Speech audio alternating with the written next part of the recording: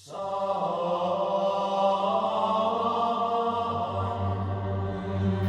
Video को समझने के लिए इसके पहले के सभी वीडियो देखें। नमस्कार दोस्तों, आज के वीडियो में आगे बढ़ने से पहले मैं एक छोटी सी गलती के लिए माफ़ी मांगना चाहती हूँ। पिछले कुछ वीडियो में मैंने एंड्रोगाइनस शब्द का उच्चारण गलत किया था। इसका सही उच्चारण एंड्रोजीनस है। आप सभी का धन्यवाद कि आप मुझे सीखने और बेहतर बनने का मौका दे रहे हैं।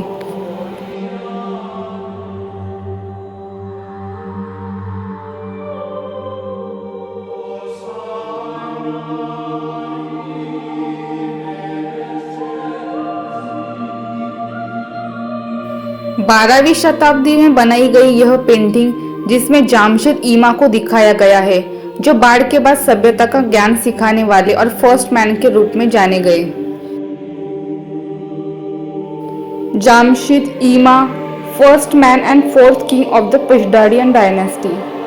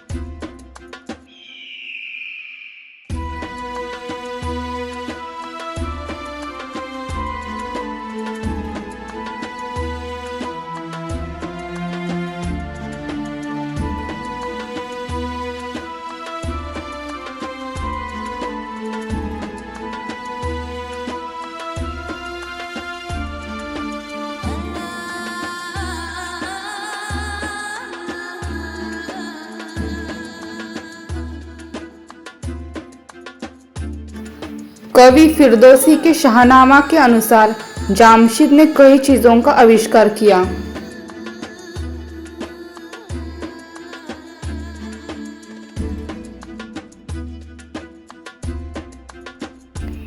जामशिद ईमा ने ईंट के भवन और घरों का आविष्कार किया।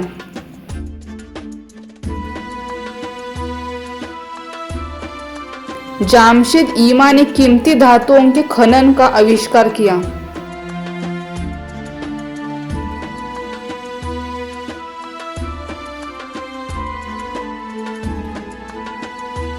जामशिद ईमा ने बाढ़ के बाद चिकित्सा की कला औषधि का आविष्कार किया।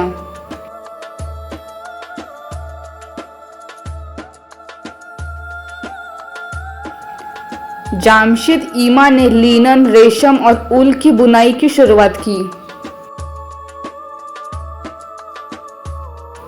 जामशिद ईमा ने नौकायन जहाजों के माध्यम से दुनिया के जलमार्गों पर नेविगेशन का आविष्कार किया।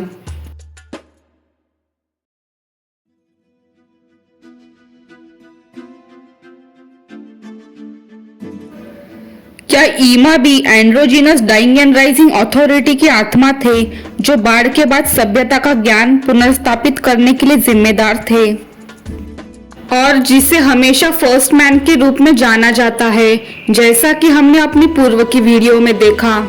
और ईमा जामशिद को भी फर्स्ट मैन कहा गया है और जिसका चेहरा हर जन्म में नहीं बदलता है, जैसा कि भगवद गीता श्लोक 4.6 में यह लिखा गया है। यह अभी भी एक अनसुलझा रहस्य है।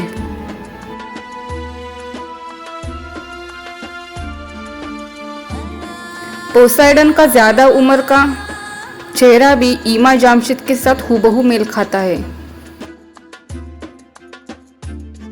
ईमा जामशिद का मिडल एज का चेहरा एंड्रोजीनस क्वैट्ज़लकोअट्ल के मिडल एज के चेहरे के साथ हूबहू मेल खाता है।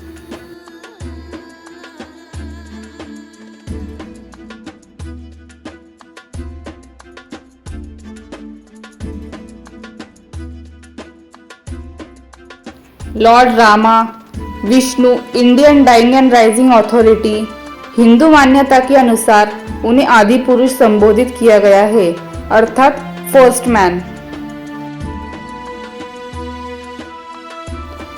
जामशिद ईमा और लॉर्ड रामा दोनों को फर्स्ट मैन कहा जाता है और दोनों के चेहरे भी समान है। इनकी का यूथ फेस भी लॉर्ड रामा के फेस के साथ हूबहू मेल खाता है। Hi, I'm Yima, also known with another name as a Jamshid. I teach knowledge of civilization after flood, known as a first man, and, androgynous, dying, and rising authority, always responsible for restoring knowledge of civilization after flood. And known as a first man, I invented mines of precious metals, and created for many invention. Thank you. Rama Indian dying and rising authority के प्रति यह गायन है कि राम सिया युग युग के साथी बिछड़ जाते हैं। तो मतलब क्या इसके पहले यह सभ्यता की संस्थापक अथॉरिटी और उनकी जन्म जन्म की पत्नी मदर गॉडेस, जिन्हें भारत में महालक्ष्मी के नाम से जाना गया, तो यूरोप में एफ्रोडाइटी नाम से, तो इजिप्ट में आइसिस नाम से, तो मेसोपोटामिया में सर्पनिटम नाम से, तो टर्की में साइबेल के नाम से पहचाना गया, अर्थात जिसे इक्विवेलेंट अथॉरिटी कहा गया है, अर्थात एक ही अथॉरिटी का दूसरी सभ्यता में अलग नाम, जो इस डाइंग एंड राइजिंग अथॉरिटी की जन्म जन्म की पत्नी सोलमेट कहा गया है। कई सारे जन्म जन्म क्या यह पति पत्नी थे, यह भी एक रहस्य है। जैसे कि इस समय काल के बाद जहां भी इस डाइंग एंड राइजिंग अथॉरिटी के संभावित जन्म में वो अनमैरिड ही है, जैसे कि हर्मिस 1500 BC का उल्लेख है कि एफ्रोडाइटी उनकी पत्नी है, फिर भी उन्हें अनमैरिड बताया गया है। बाद में फिर आरेस की पत्नी एफ्रोडाइटी है, पर फिर से उन्हें अनमैरिड बताया गया है। साथ ही साथ हमने इसके पहले की वीडियो में देखा कि कैसे tragic love story of androgynous Adonis dying and rising authority with his every birth mortal consort Aphrodite, तो यह भी एक अनसुलझा रहस्य है। सेंटोर चिन्ह की शुरुआत आर्ट एंड कल्चर में 4000 BC से हुई है।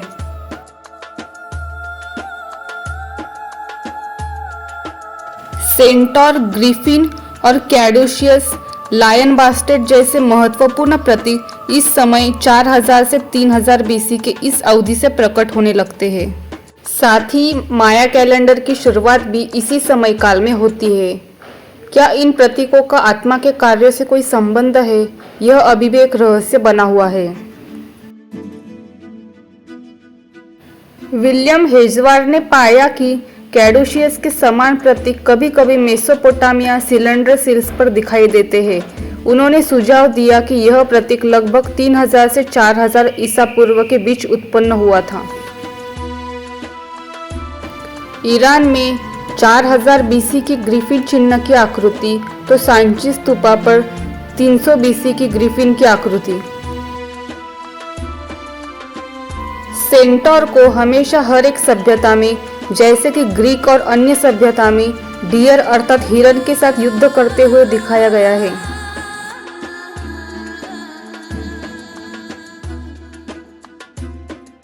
एलियन बाया में जो क्रिएटर देवता माने जाते थे, उन्होंने प्राचीन ऑस्ट्रेलियाई लोगों को सभ्यता का ज्ञान सिखाया।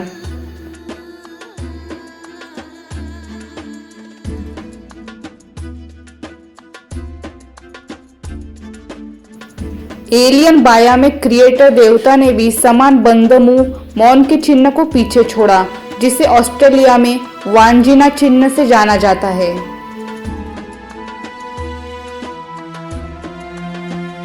Hi, I'm BME Creator Deity, left similar closed-mouth alien sign on Elizabeth Mountain, Biame Caves, and Creator Deity always responsible for restoring civilization as per ancient beliefs. I too teach knowledge of civilization. This closed mouth sign, known as one genus sign in Australia, and I'm known as an alien as per ancient myths.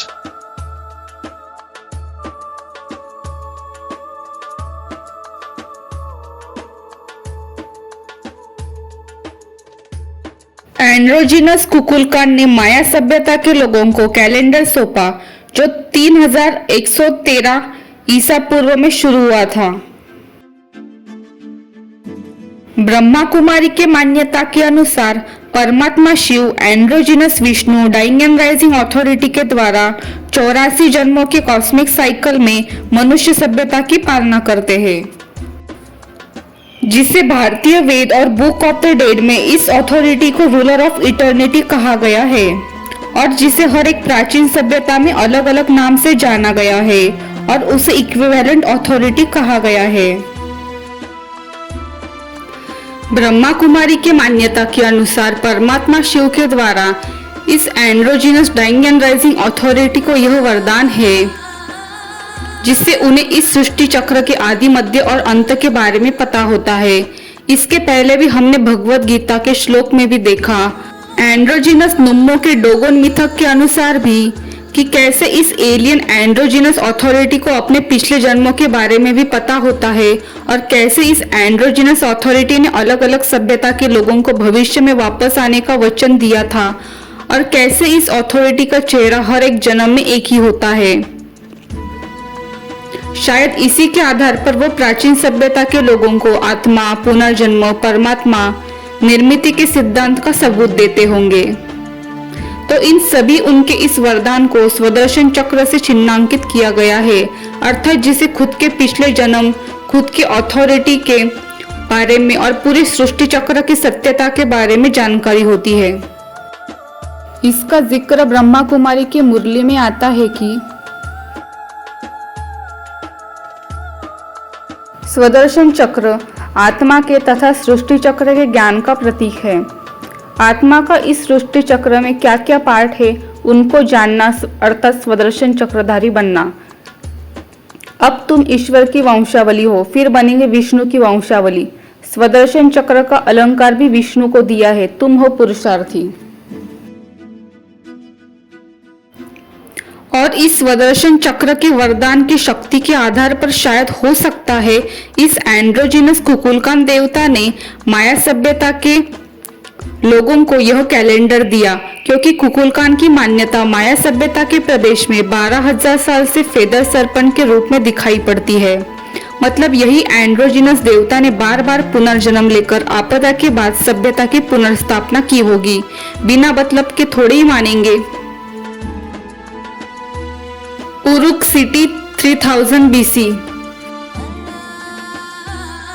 ओझेरी culture Italy 3500 BC,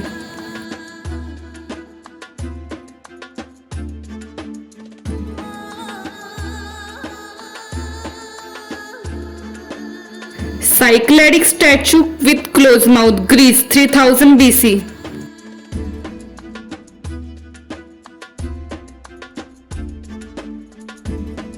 Saudi Arabia fertility statue with close mouth 3000 BC,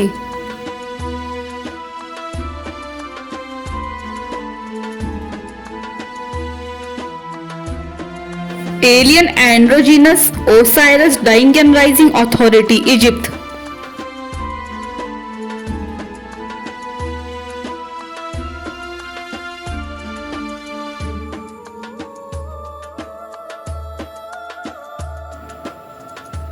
मिस्र की देवी ISIS को Greek सभ्यता में androgynous Aphrodite के नाम से जाना जाता है।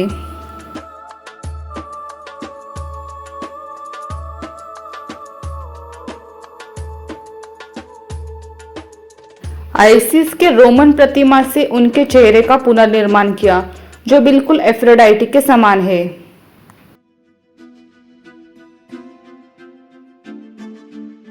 फिर आइसिस का भी थोड़ी कम उम्र में यह राइट इमेज का चेहरा बनता है।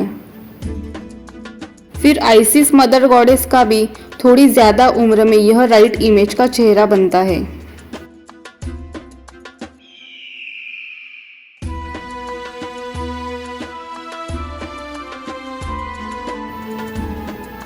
आइसिस के स्टैचू से बनाया चेहरा एफ्रोडाइटी के चेहरे से हूबहू मेल खाता है।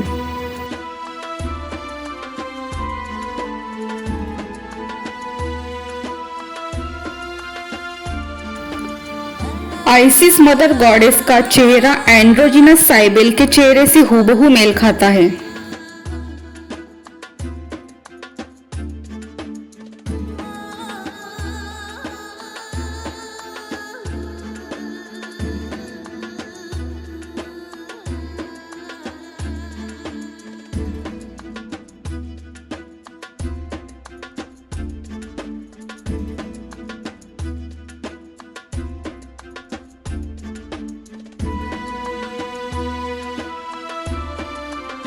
इन twin soulmate androgynous dying and rising authority से जुड़ी समान मिथक अलग अलग सभ्यताओं में पाई जाते हैं।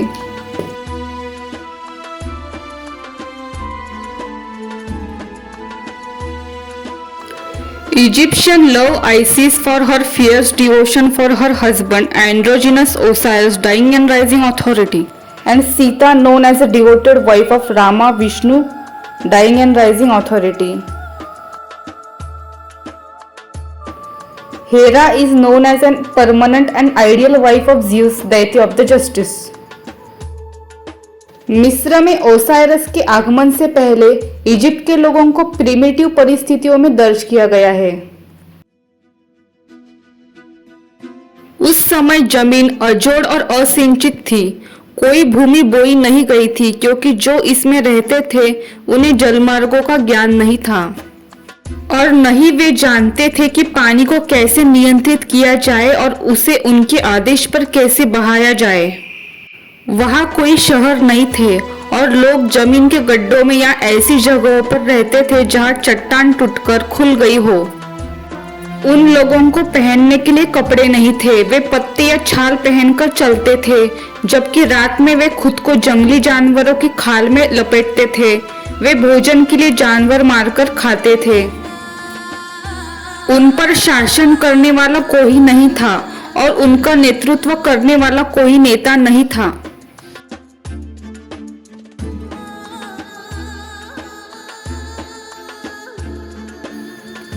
फिर सूर्य भगवान के सेवक एंड्रोजिनस ओसाइरस आए और यह वह थे जो लोगों को एक साथ लाए और उन पर एक राजा नियुक्त किया। उसने मनुष्यों को सोने और चांदी का काम करना और मिट्टी के बर्तन बनाना सिखाया। उसने लोगों को पत्थर काटने और मंदिर और शहर बनाने की शिक्षा दी। उन्होंने खेती और पानी काटने की नहरें बनाने की विधि बताई। Osiris established solar theocracy, a rulership of divine kings, as referenced to in the stanzas of Dizan, which was likewise established in India and in South America, where wisdom bringers also travel, as well as in other places where the religion of the sun was practiced, like on the Canary Island. कोलब्रीन में ओसाइरस को मिस्र में धर्म, शांति, समृद्धि, एक पत्नी विवाह, कृषि, सिंचाई, पशुपालन, धातु कला, मिट्टी के बर्तन बनाना, मंदिर निर्माण और शहरों की स्थापना के लिए श्रेय दिया गया है। अगर हम पोसाइडन और थॉथ को androgynous dying and rising creator of civilization की अथॉरिटी माने और अगर इस तथ्य में सच्चाई है तो 36,000 ईसा पूर्व से पहले इस अथॉरिटी ने अटलांटिस सभ्यता के लोगों को विज्ञान और टेक्नोलॉजी का ज्ञान दिया, तो बाद में इस अवधि में मिस्र को उनके आगमन से पहले प्रिमिटिव स्थिति में दर्ज किया गया है। क्या इसका अर्थ यह है कि उनके आगमन से पहले किसी प्राकृतिक आपदा के कारण सभ्यता का पतन हो गया था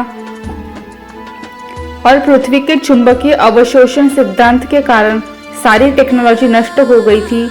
यह वही सिद्धांत है जिसके बारे में आपने हमारी पिछली वीडियो माया के प्रकार में सीखा था। यह अभी भी एक अनसुलझा रहस्य बना हुआ है। हो सकता है कि यह डाइंग एंड राइजिंग अथॉरिटी इसी कारण बार बार आते हैं और सभ्यता के खोए हुए ज्ञान को पुनर्स्थापित करते हैं।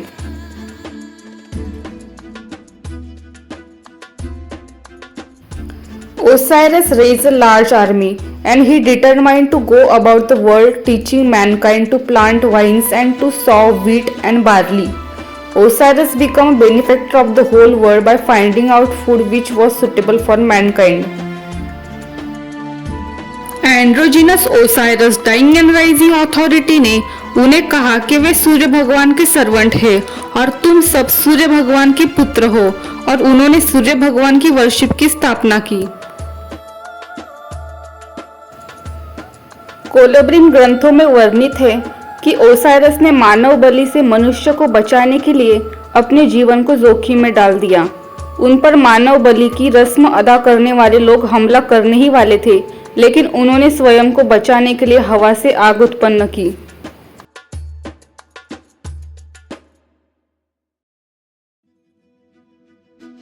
फिर ओसाइरस ने इजिप्ट को छोड़कर अन्य देशों में जाकर सभ्यता का ज्ञान दिया, किसी को जबरदस्ती ना करके उनकी टीचिंग को गाने और संगीत के रूप में दिया। ओसाइरस ने एक विशाल सेना बनाई और दुनिया भर में यात्रा की, लेकिन फिर भी हमें अन्य प्राचीन सभ्यताओं में ओसाइरस का नाम नहीं मिलता है।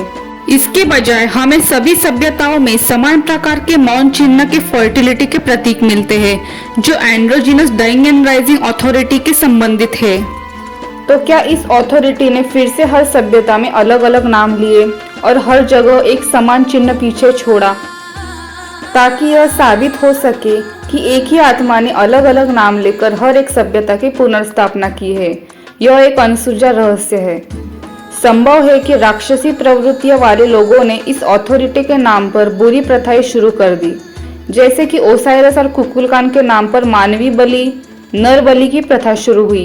हालांकि ओसाइरस और क्वैट्ज़लकोएट्ल दोनों को मानव बलि के खिलाफ दर्ज किया गया है, इसलिए शायद उन्होंने हर सभ्यता में अलग अलग नाम अपनाए, ताकि उनके नाम पर एक सभ्यता में गलत चीजें शुरू हो तो वो दूसरी सभ्यता में ना फैले।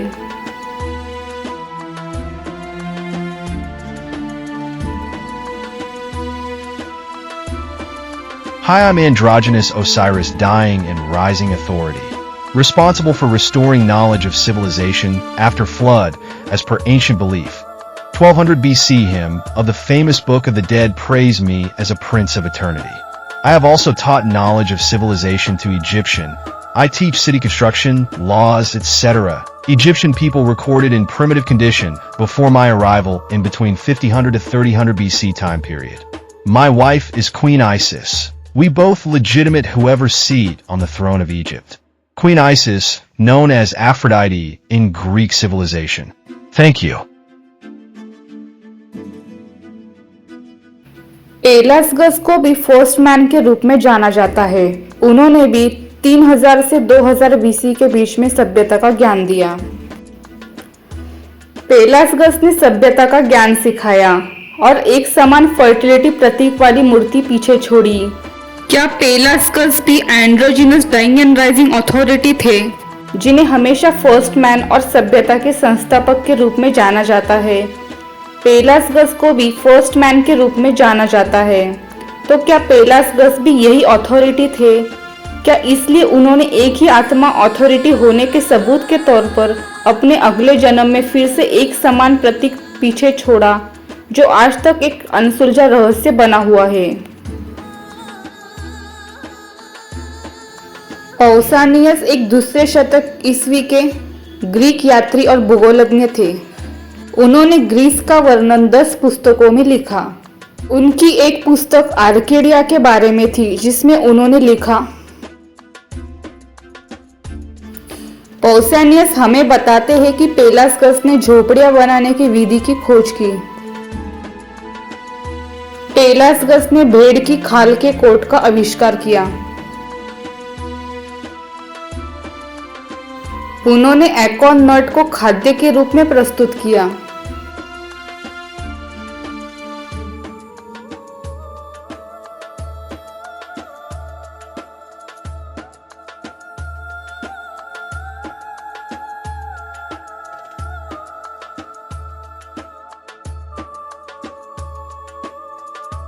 Hi, I'm Pelasgus, known as a first man, taught knowledge of civilization in between 3000 to 2200 BC, and left similar fertility sign today preserved in Larissa Museum.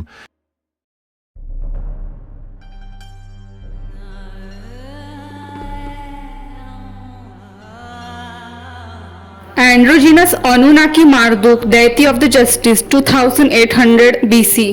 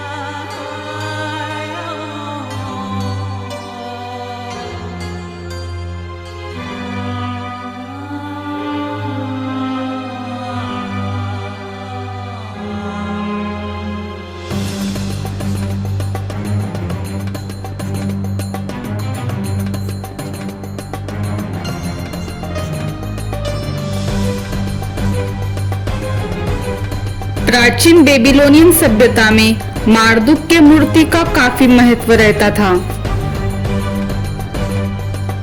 इस मूर्ति के अत्यधिक महत्व के कारण इसे कभी कभी बेबीलोनियंस के दुश्मनों द्वारा मानसिक युद्ध के साधन के रूप में इस्तेमाल किया जाता था।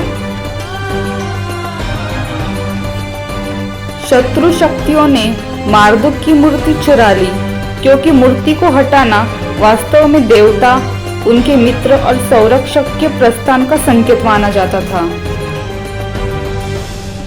ऐसे घटनाक्रम बेबीलोनियंस के लिए अत्यंत पीड़ा का कारण बने। बेबीलोनियंस की मानसिक एकता और नैतिकता को कमजोर करने के लिए मार्दुक की मूर्तियों को हमेशा शत्रुओं द्वारा निशाना बनाया जाता था। एंड्रोजिनस मार्दुक देवता को भी एंड्रोजिनस ओसाइरस के समान सुपर ह्यूमन एबिलिटीज और ताकत के साथ मेसोपोटामिया में वर्णन किया जाता है।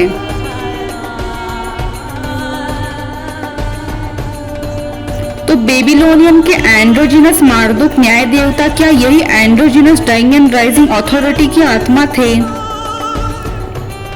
जिसका काम है सभ्यता और राजघराने की स्थापना करना, जैसे कि राजा हम्मुराबी को अनुनाकी मार्दुक न्याय देवता से पद की प्राप्ति होते हुए चित्रित किया है, और उनका चेहरा भी इसी androgynous dying and rising authority के दूसरे संभावित जन्मों के साथ मेल खाता है। यह आज भी एक अनसुलझा रहस्य बना हुआ है।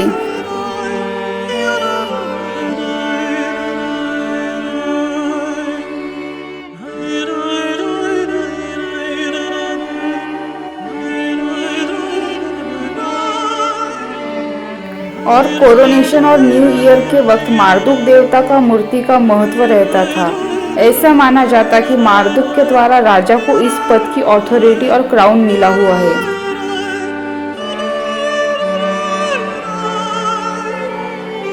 एंड्रोजिनस मार्दुक का चेहरा एंड्रोजिनस क्वेट्ज़लकोएट्ल के समान है।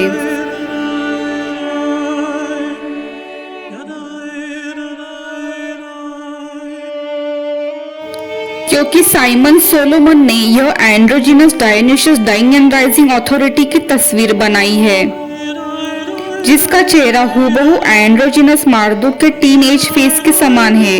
यह भी एक रहस्य है।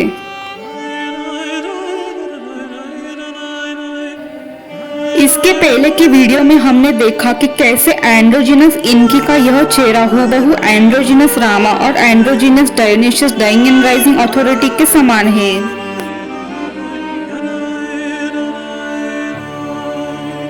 इनकी का यही चेहरा शॉर्ट हेयर में एंड्रोजिनस मार्दुक के टीन एज फेस से भी हूबहू मेल खाता है।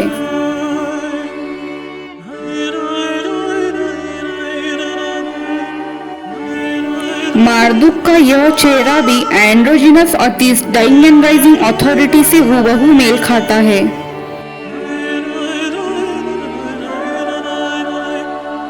एंड्रोजिनस मार्दुक का टीन एज का चेहरा एंटिनस डाइंग एंड राइजिंग अथॉरिटी के चेहरे से हूबहू मेल खाता है।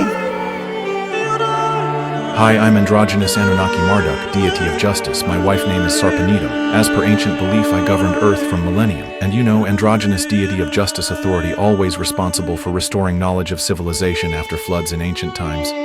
I promise to return, and known as an extraterrestrial alien. कुछ मान्यता के अनुसार लमासो की मूर्ति पर मार्दुक के चेहरे को बनाया गया है। अब इसमें कितनी सच्चाई है यह तो हमें भी नहीं पता। माइक्रोसॉफ्ट बिंग सॉफ्टवेयर ने हमें मार्दुक का चेहरा हूबहू इसी androgynous dying and rising creator of civilization authority के दूसरे पॉसिबल जन्मों के चेहरे के समान दिखाया है, जिसके बारे में हमने इसके पहले की वीडियोस में बात की है। अब इस सॉफ्टवेयर में उनके चेहरे का रेफरेंस कहां से लिया है यह तो हम भी नहीं जानते।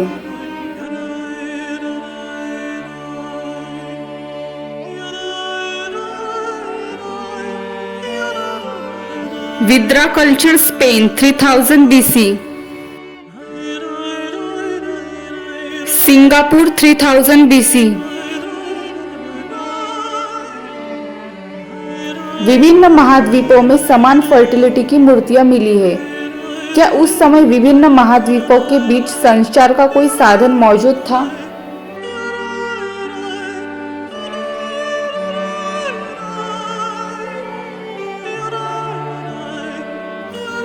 क्योंकि इन मूर्तियों को अलग अलग कॉन्टिनेंट पर रखने के लिए किसी एक इंसान ने जहाज या फिर यूएफओ में सफर तो किया होगा, और जैसे कि लिखा है ओसाइरस ने दुनिया के सफर करने के लिए आर्मी बनाई, तो इतनी आर्मी को दुनिया की सैर पर लेकर जाने के लिए उसको काफी सारे जहाज यूएफओ की जरूरत पड़ेगी। तो जरूर उस संचार साधन की निर्मित पृथ्वी पर होती होगी।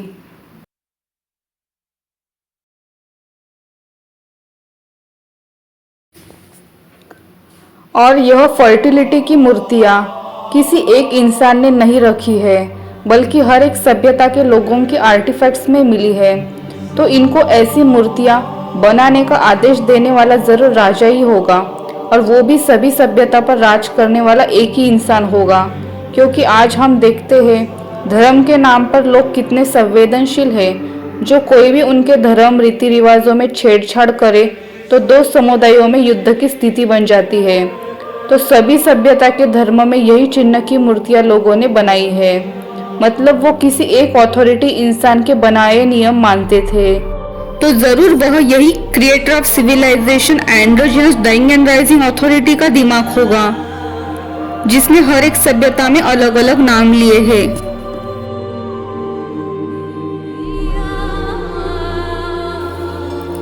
और शायद बार बार पुनर्जन्म लेकर यही नियम बनाए हैं, ताकि शायद वो भविष्य की सभ्यता के मनुष्य को यह मानवीय सभ्यता अनंत समय से चली आ रही है इसका सबूत दे सके। और इसको चलाने वाली कोई एक androgynous dying and rising authority है, जिसे फर्टिलिटी का हर्माफ्रोडाइट देवता भी संबोधित किया गया है, जिसे फर्स्ट मैन संबोधित किया है, अर्थात मनुष्य के वंश की शुरुआत इस आत्मा से हुई है।